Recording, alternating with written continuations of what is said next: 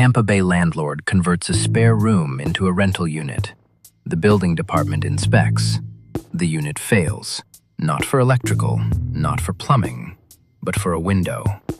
Florida Building Code applies a specific set of requirements to efficiency units, and the one most landlords, property owners, and real estate investors miss is the emergency egress requirement, the one that applies to every sleeping room in every dwelling, including the single room that is the entire unit.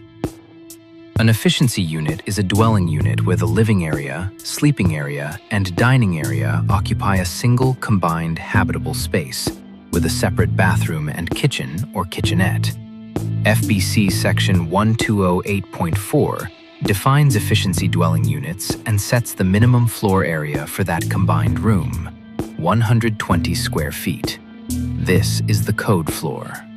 A room marketed as a rental unit, accessory dwelling, or in-law suite that falls below 120 square feet is not a legal habitable dwelling under the Florida Building Code, regardless of how it is furnished or what the lease says. Habitable rooms require natural light and natural ventilation under FBC R 303.1. The minimum window area for light is 8% of the floor area of the room. The minimum openable window area for natural ventilation is 4% of the floor area.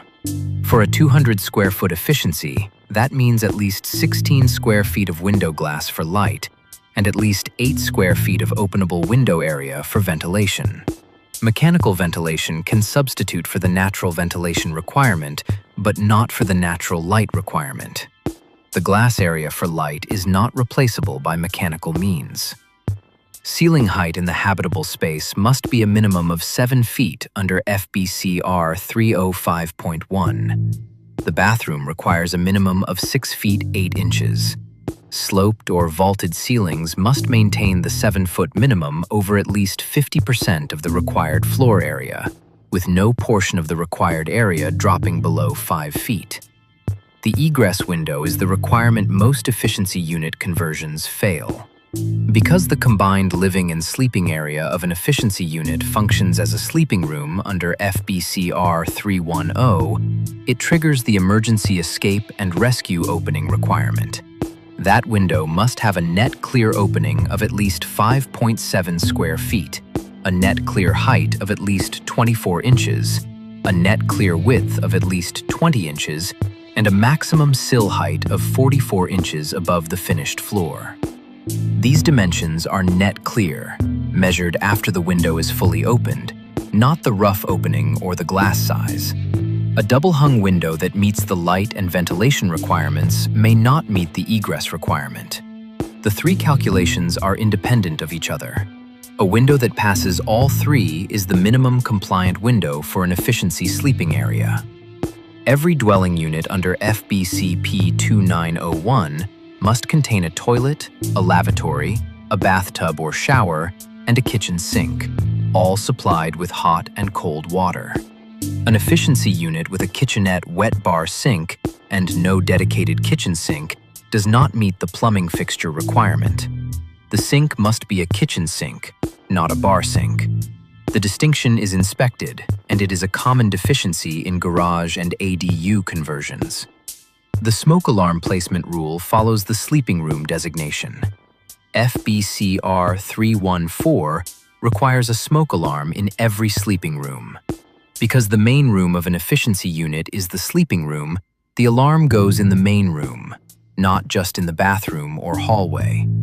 For new construction and additions, the alarm must be hardwired, interconnected, and equipped with battery backup.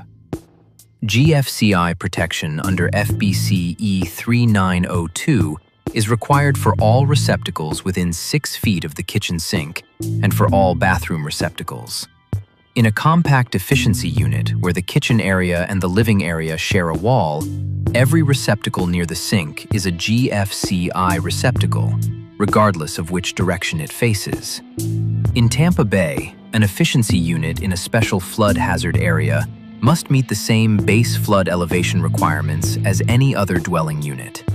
A garage conversion below BFE is not a legal dwelling, regardless of how thoroughly it is finished. The flood zone check precedes the building permit, and it precedes the investment. The Florida Building Code does not distinguish between an efficiency unit and any other dwelling when it comes to life safety requirements. The minimum floor area, the egress window, the smoke alarm, the plumbing. Every one of these applies to every unit that someone is expected to sleep in. If you're creating or renting an efficiency unit in Tampa Bay, share this before the permit is pulled.